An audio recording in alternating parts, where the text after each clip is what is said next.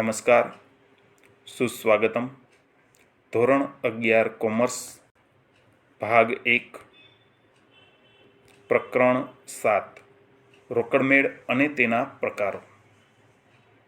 આજે આપણે આ નવા પ્રકરણની શરૂઆત કરવા જઈ રહ્યા છીએ. સૌપ્રથમ આપણે આ પ્રકરણની થિયરી એટલે કે સૈદ્ધાંતિક ચર્ચા કરીશું અને ત્યારબાદ તેના વ્યવહારિક ઉદાહરણો જોઈશું.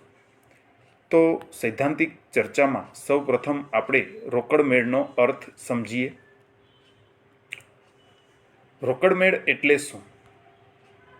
તો રોકડ વ્યવહારોની નોંધ રાખવા માટે તૈયાર કરવામાં આવતી અલગ પેટા નોંધ છે. તેને રોકડમેળ તરીકે ઓળખવામાં આવે છે. ઉધાર માલના વ્યવહાર માટે ખરીદ નોંધ, વેચાણ નોંધ, ખરીદ પરત નોંધ અને વેચાણ પરત નોંધ રાખવામાં આવે છે. જેમાં ઉધાર ખરીદીના વ્યવહારો અલગ નોંધવા માટે જે ચોપડો કે જે નોંધ રાખવામાં આવે તેને ખરીદ નોંધ કહે છે. ઉધાર વેચાણના વ્યવહારો નોંધવા માટે વેચાણ નોંધ રાખવામાં આવે છે. તેવી જ રીતે ફક્ત રોકડ વ્યવહારની જ નોંધ કરવા માટે જે અલગ પેટા નોંધ રાખવામાં આવે છે તેને રોકડમેળ કહે છે. ત્યારબાદ રોકડમેળની ઉપયોગિતા કે મહત્વ જોઈએ તો રોકડમેળ છે તે સમય અને શ્રમનો બચાવ કરી અને ચોક્કસ મુદતના અંતે રોકડ સિલક કે બેંક સિલક કેટલી છે તે જાણવા મળે છે. આપણે પ્રકરણ 4માં આમનોંધ શીખી ગયા. તે આમનોંધ અમુક મુદત માટે લખેલ હોય અને તે મુદતના અંતે આપણે રોકડ અંગેની માહિતી મેળવવી હોય તો તે માહિતી મેળવવા માટે લાંબી ગણતરી કરવી પડે છે. તો આ ગણતરી ન કરતા અલગ રોકડ મેળની પેટા નોંધ રાખવામાં આવે તો ઝડપથી અને સરળતાથી રોકડની આવક જાવક તેમજ તેની સિલક અંગેની માહિતી ખૂબ જ ઝડપી અને સરળતાથી મળી રહે છે. તો રોકડમેળની ઉપયોગિતાના મુદ્દા જોઈએ તો નંબર 1, સમય અને શ્રમનો બચાવ. તો હમણાં જ મેં સમજાવ્યું તેમ કે આમનોંધ પરથી રોકડની આવક જાવક અને સિલક અંગેની માહિતી મેળવવી હોય તો લાંબી ગણતરી કરવી પડે છે. સમય અને શક્તિનો બગાડ થાય છે. જ્યારે રોકડમેળ અલગ પેટા નોંધ તરીકે તૈયાર કરેલ હોય તો સમય અને શ્રમનો બચાવ થાય છે. ત્યારબાદ નંબર 2, શ્રમ વિભાજનનો લાભ. કોઈ મોટી કંપની કે ધંધાકીય એકમ હોય અને તેમાં અલગ અલગ હિસાબી ચોપડાઓ અલગ અલગ નિષ્ણાંત વ્યક્તિઓ દ્વારા તૈયાર કરવામાં આવે તો હિસાબોમાં ચોકસાઈ રહે છે. તેવી જ રીતે આ રોકડમેળ અલગ તૈયાર કરવામાં આવે તો તે નિષ્ણાંત જ્ઞાનનો લાભ અને શ્રમ વિભાજનનો લાભ અહીં મેળવી શકાય છે.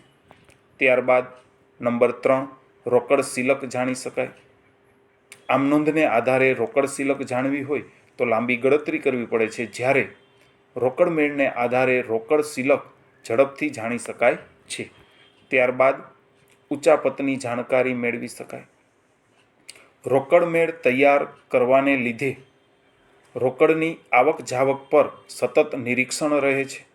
જેને કારણે જો કોઈ કર્મચારી કે કામદાર દ્વારા રોકડની ઉચાપત થઈ હોય તો તેની ઝડપથી જાણકારી મેળવી શકાય છે. ત્યારબાદ બેંક ખાતાનો સમાવેશ.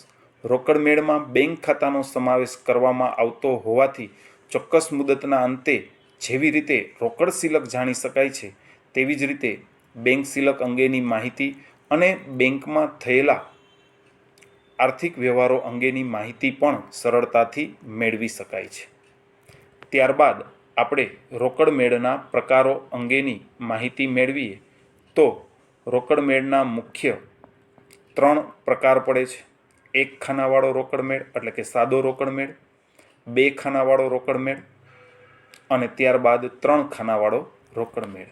તો તેમાં સૌપ્રથમ સાદો રોકડ મેળ જોઈએ તો તેમાં રકમ માટેનું ફક્ત એક જ ખાનું હોય છે, જે રોકડ ખાનું હોય છે. જ્યારે બે ખાનાવાળા રોકડ મેળ માટે 3 વિકલ્પો જોવા મળે છે. નંબર 1, રોકડ અને વટાવ ખાનાવાળો રોકડ મેળ, જેમાં ચોક્કસ મુદતના અંતે આપેલ વટાવ, મળેલ વટાવ અને રોકડ સિલક અંગેની માહિતી મેળવી શકાય છે. જ્યારે બેંક અને વટાવ ખાનાવાળા રોકડ મેળ પરથી ચોક્કસ મુદતના અંતે બેંક સિલક, આપેલ વટાવ અને મળેલ વટાવની માહિતી મળે છે. જ્યારે બેંક અને રોકડ ખાનાવાળો રોકડ મેળ તૈયાર કરવામાં આવે તો ચોક્કસ મુદતના અંતે બેંક સિલક અથવા બેંક ઓવરડ્રાફ્ટ અને રોકડ સિલક અંગેની માહિતી મેળવી શકાય છે. ત્યારબાદ પ્રકાર નંબર 3, 3 ખાનાવાળો રોકડ મેળ, જેમાં રકમ માટેના 3 ખાના તૈયાર કરવામાં આવે છે: રોકડ ખાનું, વટાવ ખાનું અને બેંક ખાનું. આ રોકડ મેળ પરથી ચોક્કસ મુદતના અંતે રોકડની આવક જાવક અને સિલક, બેંકની આવક જાવક અને તેની સિલક, આપેલ વટાવ અને મળેલ વટાવ, આ તમામ માહિતી મળી શકે છે. આપણે નેક્સ્ટ લેક્ચરથી આ તમામ પ્રકારના રોકડ મેળ તૈયાર કરવાના વ્યવહારિક ઉદાહરણો જોવાના છે. તો નેક્સ્ટ લેક્ચરમાં આપણે દાખલાની ગણતરી શરૂ કરશું. અહીં આપણે રોકડ મેળની સૈદ્ધાંતિક ચર્ચા પૂર્ણ કરીએ છીએ. આ સાથે મારું વક્તવ્ય અહીં પૂર્ણ કરું છું. આભાર અને અસ્તુ.